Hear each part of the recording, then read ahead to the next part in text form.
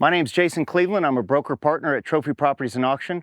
We're here at a farm I bought about 1.5 years ago. We're doing some habitat work. We had some consultants out here from the U.S. Fish and Wildlife, from MDC. We've got a forestry stewardship plan being written right now, but in the interim, we got the guys from wildlife farming out here, and we're going to take care of some of the invasives up along this edge of this block of timber, and they brought out a bunch of equipment out here. I'm really excited about this because I'm in the market to buy a skid steer, and I have no idea what all this equipment does. But they're going to be showcasing some of this stuff today and hopefully make sense of it for me and everybody that's watching.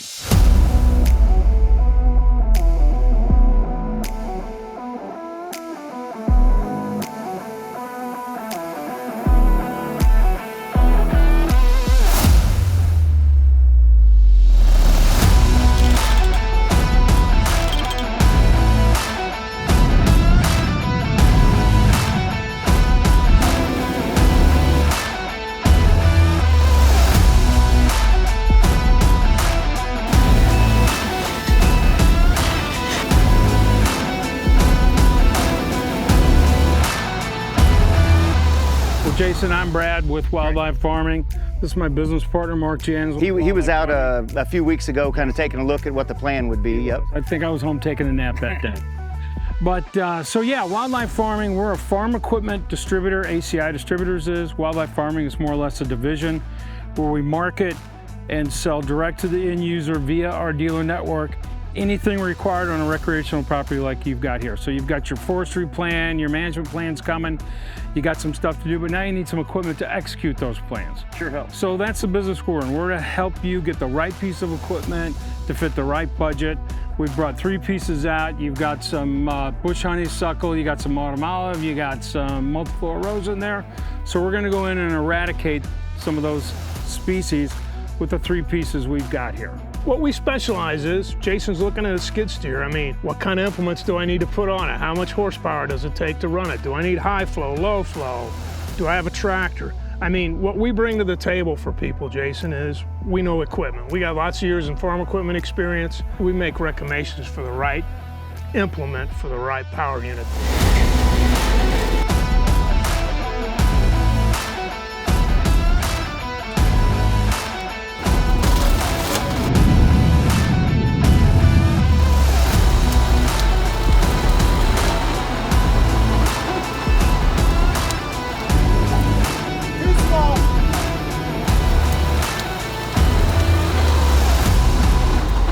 All right, guys, I got to ask a question. We get a lot of first-time farm buyers buy their, first 80, 100 acres or whatever they can afford, but then they ask, like, what kind of equipment do I need? And I've never owned a skid steer, so I'm not the right one to ask this. I went with the tractor first, and now I'm thinking about the skid steer. But if a first-time farm buyer comes to you guys, what do you guys recommend out of the gate?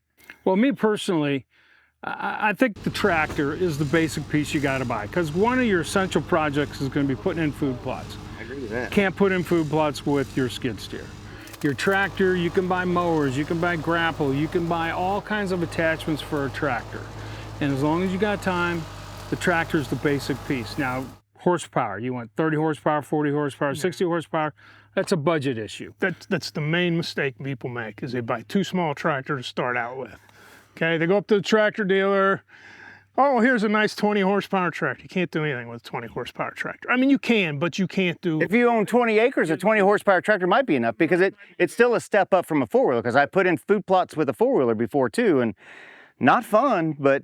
It can be done. Man, we shoot deer on those food plots. What are your management goals? What do you need to get achieved on this property? How much time have I got? What's my budget? And you just got to make a personal decision. We come into play. That's part of wildlife farming is, if they'll come to us and tell us what they want to do, everything, okay, everybody has to have a tractor. That's the power unit, but the implements are what make the difference. That's what you're going to do the work with. I mean, what are you trying to accomplish? Is food plots your objective? Okay, then we have to either put in a no-till system, a conventional tillage system, what kind of tools take to do that job, and what kind of horsepower it requires to do it. You guys sell drills and everything, so we do. You sell everything for both pieces of power. And from what we talked about, it sounds like you can buy certain equipment that goes on your tractor. It might be more efficient run on a skid steer, but if you have that and you find that you're going to do a lot of it, you could rent a skid steer for a week. Absolutely. And take care of a bunch of equipment or a bunch of habitat work that way. Now, The other question is, did I buy a 40-acre block of timber Right. that's all timber, or did I buy, 40 acres that has 20-acre fallow field in it that was an old pasture at some point?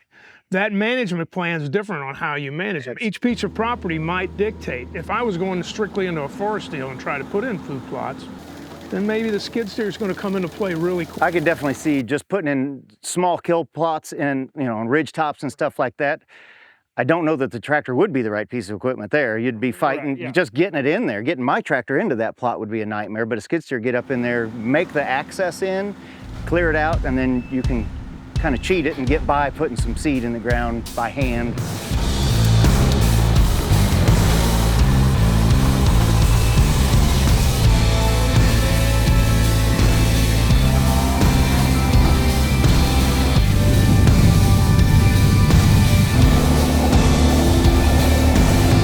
Like in general, it's dangerous, but it's really dangerous when Jason's driving.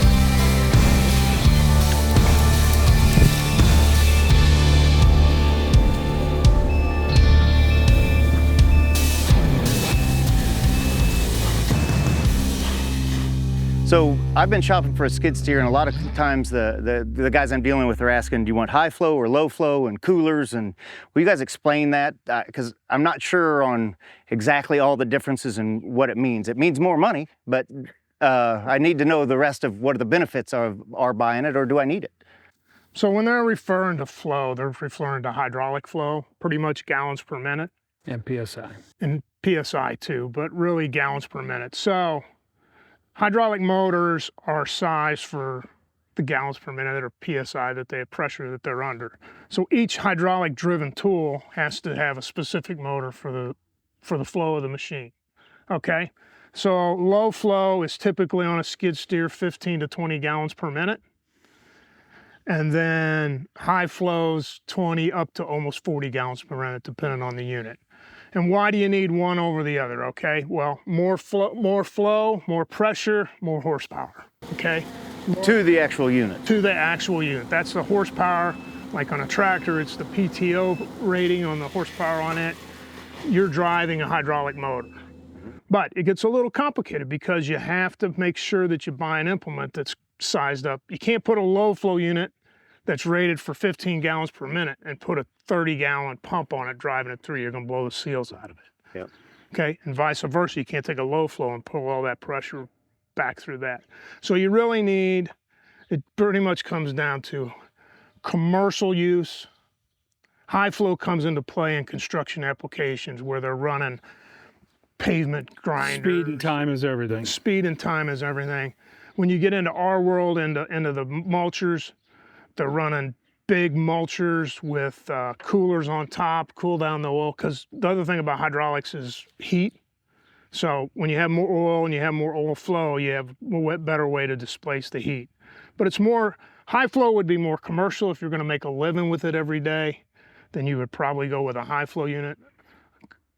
A smaller contractor, a recreational user, standard flow is fine. And we make implements to do all those jobs. When you go to high flow, do you automatically have to have a cooler on it, or? No, that depends on the piece of equipment. That forestry mulcher with a high flow, that thing's going to generate enough heat in the oil, you're going to need to cool it. So now you're adding a cooler on top of your unit.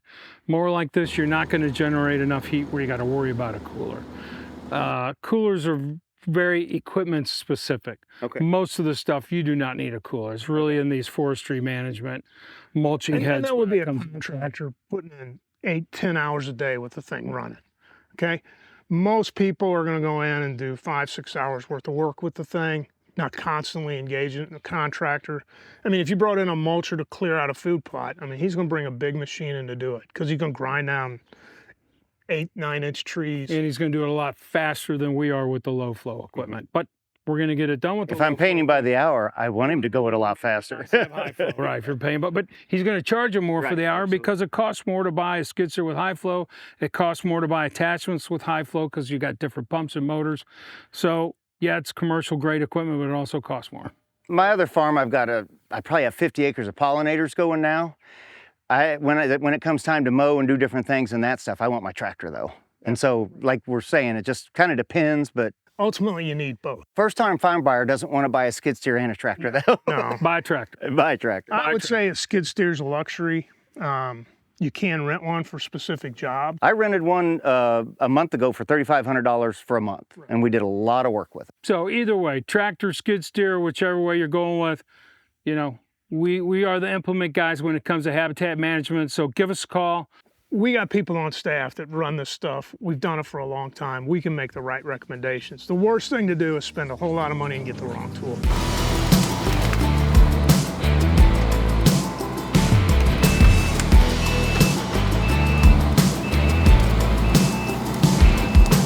One thing I will say is all this equipment and coming after the invasive, improving the habitat and improving your land has a big payoff later on. If you ever do decide to sell it, it makes your property worth a lot more money because, you know, like if you walk into a house, everybody understands it from a house relationship in real estate. If you walk into a house and the faucet's leaking and this is broke, this door doesn't swing right, and it's just the list of all the stuff you got to do build up, you're not going to offer top dollar for that house. Same way with a piece of property. If the food plots are in and all the invasives are, you know, in some sort of setback and you're working on them, it's going to bring a lot more value to it. So if you want to improve your property and have questions about how to improve your property with what equipment, call the guys at Wildlife Farming and they'll help you out.